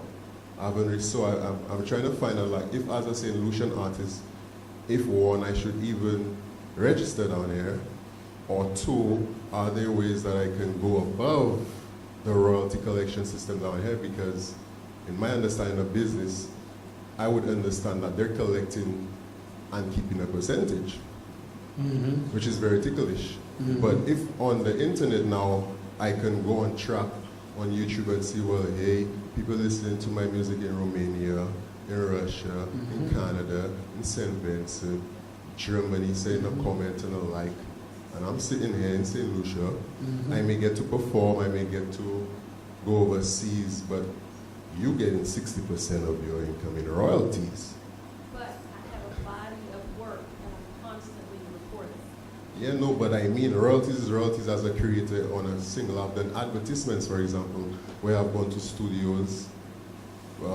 We have a funeral today of one of the studios I went to do advertisement. It's very popular in St. Lucia, a hobby advertisement. I was an artist. I just went into the studio. The producer was like, hey, yo, you're going to be perfect for the advertisement. You're going to put your voice on it. And then as an artist, I don't know how much he got. If he's collecting than what I'm supposed to be getting. I'm a dig. I don't know. Nah, I know exactly what you're talking about, and I'm gonna dig real deep. We have music coming out tomorrow that's probably going to I'm gonna dig real deep into that tomorrow. But the problem to me right now, just the short answer, administration. Like, before you step in a booth with anybody and do anything, make sure the business is straight first. Yep. I'm not doing nothing until we got percentages laid out, paperwork laid out. Forget all this impulsive, I just want to get you on my project and all that. We're not doing nothing. I don't care if it's tomorrow. I don't care if it's 5 minutes from now, especially if I don't trust you and we never worked together before. Right. I'm not doing nothing until we got paperwork ready to go, entered into the system, so there's no shenanigans when this thing gets laid out. But we're going to get into that tomorrow. But I know exactly what you're talking about. And for monetization of YouTube, Crystal is going to talk about, she's going to go into that tomorrow. But again, I have a girlfriend who keeps split sheets in her purse. That's right. She's a songwriter. That's right. And she never knows when an opportunity is going to arise, so she keeps them in her purse. It's a lot of work now, but in order for you to stay on top of your business and be able to collect those royalties like you want, you got to stay on top of it. You have to That's stay just on what it top of is. Tracy, this young man wants to kind of piggyback or add something to that. Because the thing is, because I've been a member of ECHO for a long time, since HMS. And the thing is, if you have not registered for a long time, like to say 10 years ago you were singing, and you registered last year, you will not collect any royalties for that time. You have to be a registered artist from 10 years ago to draw your change for what you've been doing. So if you registered last year, you will not collect any royalties for the past 10 years you were singing. So that's something you have to understand. So that's one of the reasons why it's working. And tomorrow, since you said I was going to ask a question, but tomorrow I'll be here, so I'll hear about the YouTube and the stuff and what's going on. You had a question?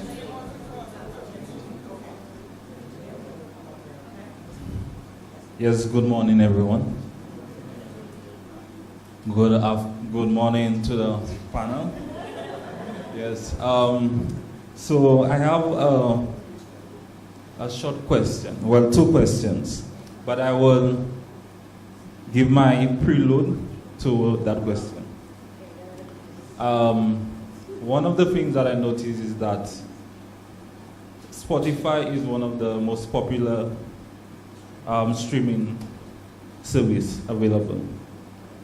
Now, from what I know, from what I've gathered in St. Lucia, that we do not have that service available. And I also did research. I noticed that Tidal and Apple gives more to the artist, but Spotify is less, but I think is more popular than all of them. So my question is, do you know of any sites or anything that we could get connected to get connected to Spotify? And the next question is, if we do not have a site down here in St. Lucia, how can we network with someone from overseas? And what are some of the things that we have to look out for before we actually give the person our music and so on to get connected with Spotify? TuneCore. Have you ever heard of TuneCore? TuneCore? TuneCore. TuneCore. If you register, and there are other avenues that which you can take, but if you register your music with TuneCore, they'll pretty much send it to everybody. They'll send it to Spotify, they'll send it to Tidal, they'll send it to Apple. TuneCore. Yeah. So that's the short answer, man. That's easy. That's how I do my music. That's how I put this out electronically, digitally. I registered everything with TuneCore, did all my splits by my, everything, all the admin work that I was referring to. Did all the admin work, got with all the producers, made sure everybody splits it straight, and entered everything into TuneCore. We send it to everybody. And it's tunecore.com. Yes. TuneCore.com.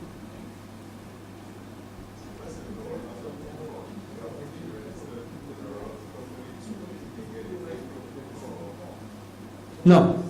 They're very much like a CD baby. They're very much like a CD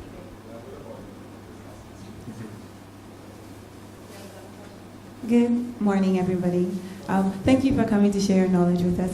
My name is Finesse, and my question is, let's say you released a song like 10 years ago, thereabout, and you think that, I'm sure there are some of you who could relate, like you released a song and you thought that was a great song, and that could have gone somewhere, but I guess the avenues for marketing the song down here were not there weren't many. But now you think that what about revamping the song and re-releasing the song and reproducing the song? What would your advice be about that? Would you need to get like an opinion from a producer as to whether that's a song that you should even think of revamping? Well, I actually did that. Boo and I did that with Magic and Love. So Magic and Love came out on Boo's album in 2003, and I re-released it on, this album, This Is My Life, in 2013. And we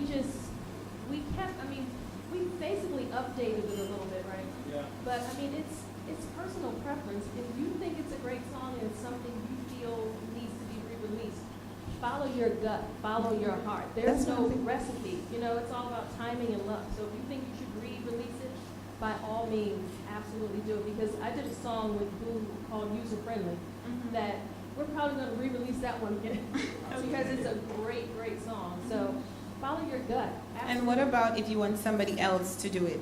Like you did it, you thought it was good, but you think that someone would better deliver that. Maybe it's a song that maybe when you wrote it, it's not really relatable to your age group, you should say. Like, that's true. When I was little, I used to write these grown people songs. And like now I think that someone else would be able to better deliver those songs. If they're willing to collab, why not? It's another win. Yeah. Just win-win. Mm-hmm. If it works better now, then you win now. Mm-hmm. And it's still your song. Yeah. Even if someone else sings it. Big win. Yeah. Okay. Right here. Hi, good morning to everybody.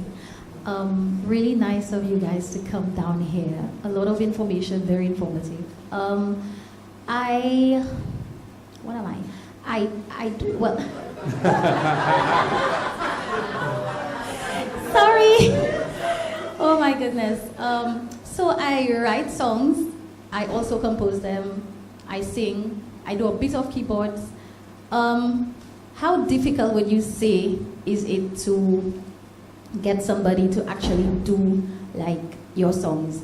Because in as much as I know that I sing, I don't think that I really want to be like a quote-unquote performer per se, but I would love to be like a prolific songwriter so that, like people who already have made their name can actually do the songs. So how difficult would you say that it is to actually get people to, like to do, like your songs and stuff? It's as easy as being in this room. Really? Oh, absolutely. I mean, this is why you're here, because there's someone here. You have to be willing to show it. If you have somebody in here, just network with the people in this room and just say, hey, let's collaborate. And if you have nothing to show right now or in the next place that you go, then you have to figure out how to get closer to these people so you can show up. You have Boo is in front of you, Tim is in back of you to your left. What's your name? Rob is behind you. Yeah, you can't be afraid. Yeah, you have to just be bold. Yeah, you can't be afraid to ask. Listen, a closed mouth does not get fed. You've heard that. So you can't be afraid. Yeah. Yeah. Have you recorded? Have you recorded any of your songs? A couple of them, right? But Yes. what I have is basically, well, I have the keyboard at home, and I was able to record some stuff off the keyboard on my phone. I mean, the person would get the general concept of the songs because it's really clearly done and stuff like that. Not professionally done, but clearly done anyway. So I have that. And I'm sure that, if somebody wanted to do the songs, they would be able to pick up the general concept. So that's basically where I'm at now. So fine. Really make a friend in this room. Really make a friend in this room because, look, there's this one guy, he wrote one of my biggest songs, best songs, and he can't sing a lick, okay? And I'm not saying that you can't. I'm just saying that he cannot. And he sang this song. I needed the song. The words were good. He said, that was his melody. His melody, but I heard every word. He said, in the times when things are hard, we have to go deep inside our hearts. And I heard it. I heard what he was saying, but I heard it in my head as a producer, melodically and beautifully. But he was like, right. It's a beautiful song. He cannot sing. Right. But I heard his song. So what I'm saying to you is make a friend in this room so they can always hear your song. There you go. Okay? And we cannot stress that enough. You guys look at all these people in this room. I mean, I would encourage anybody who enjoys the leadership role, start having monthly music meetups. If you come, you pay for your food and your drinks, and just have different topics, but especially to just engage and network. You never know what kind of collaborations could be born from it. And producers in this room, your job is to be able to hear the song through any voice that walks in your room. All right, we have time for, I'm sorry, Rita. We have time for 2 more questions, and then we're going to take a little break. All right, good morning to everybody and to the panel. My name is Manasseh. Excuse me 1 second. Can we cut down on the sidebar conversation so that we can hear everybody? Thank you, guys. My name is Manasseh Stanislas. I have done a bit of recording at home, originals, and doing covers on YouTube. And I wanted to ask why sometimes in our local forum people tend to pick on genres like jazz or R&B because that's my type of voice, and other people have wanted me to go into the soca genre, which doesn't suit my style of voice because my style is like a Stevie Wonder voice type. So I wanted to know, and since also I do originals on my YouTube channel as well, I would want to collaborate with somebody to record that, so if possible. And they should have more, if you think that they should have more forums for this kind of genre singers in St. Lucia as well to portray their talent. Well, you have to create your own. First of all, you have to stand for something or you'll fall for anything. And follow your heart, follow your dreams. The people that are not enjoying what you're doing, they're just not your audience. So you have to work harder to figure out who your audience is, and if that is where you want to live, don't go by what other people think. Follow your heart and do what you want to do. So stay strong. Don't change what you're doing. Thank you very much. Look, create your own situations. You know what I'm saying? Like, start a jam session. You know what I mean? And invite people that love jazz and R&B and the kind of music that you want to do, and you'd be amazed how in no time something like that will grow, because I'm sure you're not the only person that feels this way. So I'm big on this whole meetup thing. Start your own jam session and invite people that are of your same consciousness. People that are not of your same consciousness, you just, you can't keep them in your space. And they'll show up. They'll show up. And I really want to piggyback off of that because that is so important. And from the standpoint that I come, from a management standpoint, from really having that relationship with your client in terms of encouraging them to really know who you are. And like Tracy said, you got to stand for something or you'll fall for anything, because if you get caught up in the hype of other people, you're going to lose yourself and you're going to lose your dream and lose your purpose. So you got to really, really be strong about that and don't waver from that. Never ever waver from what other people are saying and doing, because first of all, people are going to talk all day long and you have no control over that, none whatsoever. So you have to really know who you are and then realize if they're talking about you, honey, then you worth being talked about, okay? So you really have to stand strong with that, okay? Good morning, panel, everybody. I just going to the music business. I just finished recording a song with a guy, Sky Production, and I haven't, we didn't sign the contract, we didn't do no agreement. I just entered the studio and I had the music, I had the material. I just went to record. They didn't ask no question about the contract or royalties, anything like that. We just go into work. So I want to know where did I go wrong? What did I do? I'll tell you what you did. You went in there and you recorded without no paperwork. That's what you did. And I just said that. But I understand though. I understand the passion. I understand, you really want to do the music. You really want to get it out. You're really vibing with the situation. I get it. But there's a certain discipline that you got to have in the music business. That's the key word, business. You know what I mean? So my advice, don't do that again. Don't just step in there without paperwork, without some type of negotiation going on, and you understand your percentages and all that, and what you're getting before you actually record. It's going to be hard in the beginning, but you'll figure it out when you have no money in your pocket and everybody else is getting paid. You know what I'm saying? Yes, so I can't retract that, or I can't... Did he record it? Yes, I did record it. I mean, you can retract, but understand that it's been recorded already. So what they do, and I'll get into it tomorrow. You need to go ahead and register your copyright right now, today. Thank you. Like, as soon as you hand the mic over, go out and get on the computer and copyright. Straight up, because they'll release it. Okay.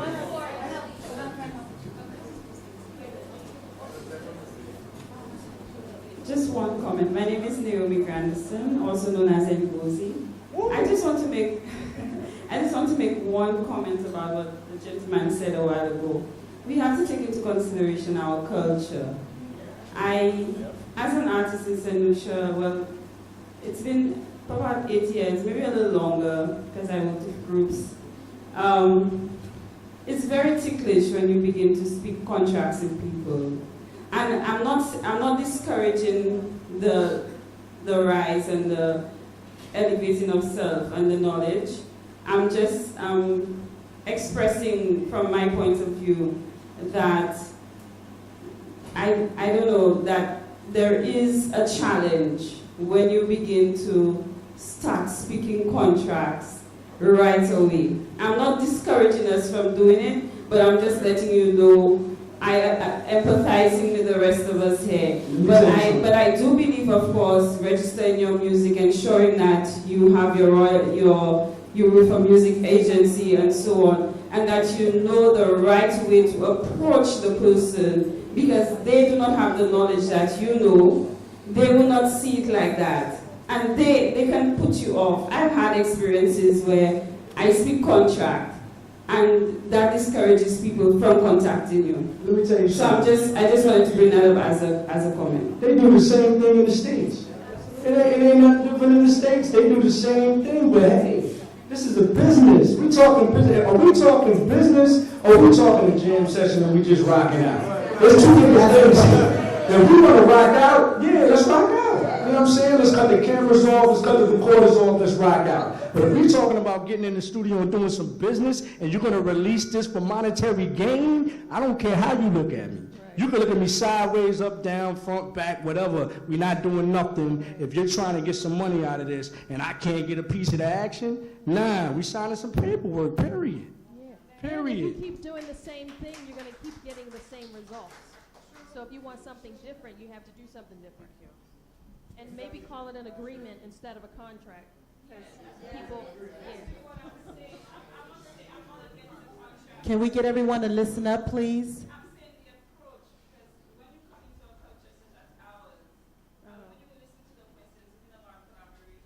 It tends to be difficult for a writer to get a singer head. I don't know. I don't even get that sense. But you've made a lot of suggestions that was bridge that gap. And it could be there that was bridge that gap. But I'm saying the approach, because somebody they will not take it as because that's how it's done. And we come here and we already have an agreement, an unspoken agreement to record something, and you want to sit down and tell me contract as if I'm trying to get money off of you when you contacted me to record a song. So I think just how we negotiate that discussion, if we can put that in the discussion. Yeah. I mean, there's a certain amount of it's all again, as long as all parties understand that this is a business and you don't come off. Your personality is going to be your personality. So if you're one of those harsh guys or harsh women that just stringent and whatever, then you can make it uncomfortable for somebody that doesn't appreciate that quote unquote approach. But at the end of the day, it's still a business. Whereas I conduct my business, but I consider myself a personable type of person. So even though we are still discussing business, it's going to be like you say in the approach manner where I know we're discussing business, but I still want to do it. You know what I mean? I've encountered all types of people, from the most stringent to the most likable person in the world. But at the end of the day, in my mind, and this should be in your mind and the person that you're dealing with, it's a business. So don't take it personal. This is a business, so we have to make sure our business is straight before we move forward. Yeah. And that's a good point. That's a real good point.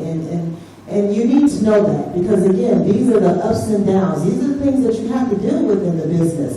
And these are the things where a manager would be very helpful because the manager comes in and with the buffer. We handle all of that. You just sit over and look pretty and start singing and doing whatever you're doing, right, whatever. Because I'm going to deal with what needs to be dealt with in a very professional manner. So, again, you have to do what you got to do in the meantime and between time, but these are things that you need to know. These are the things that you're going to face. So, good point. My name is Juliana, I'm a singer. I would like to know, as it relates to branding, how does St. Lucians go about branding their image in the U.S. and the world? Thank you. Talk about tomorrow, so you definitely come tomorrow, and all those questions about branding will be answered. All right, I see one more question, then we need to wrap it up.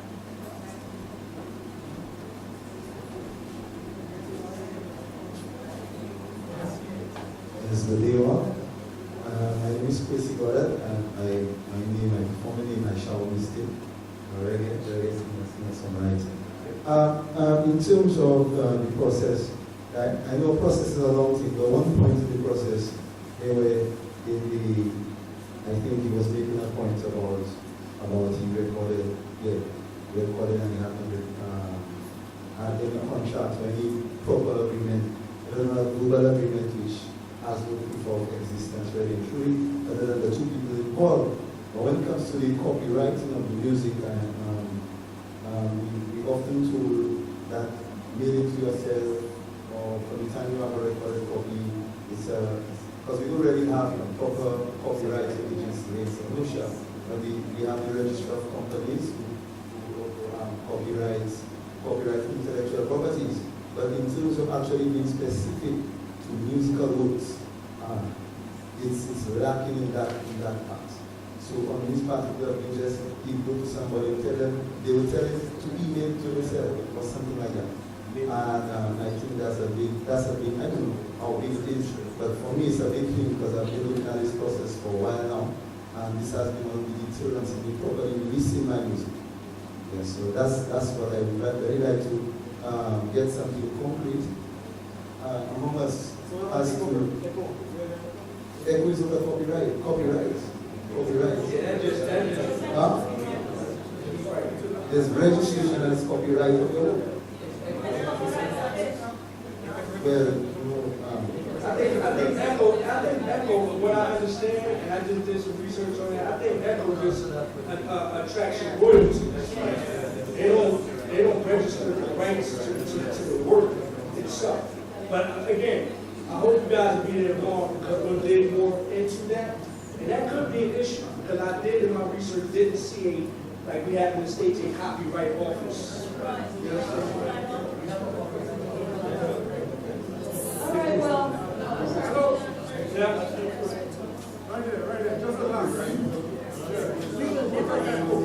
Yes, no, actually, because of time, we're going to have to move on. So we're going to be here if you guys want to come up and personally ask. So we're going to take a 15-minute break. And for all of the singers, if you could just come closer. I know everybody's not staying for the master class. But any of the roles, please come closer. But for the rest of you, get something to eat, get a drink. And even if you don't sing, this is an opportunity for you to learn and be educated. If you work with singers, if you're a producer, engineer, songwriter,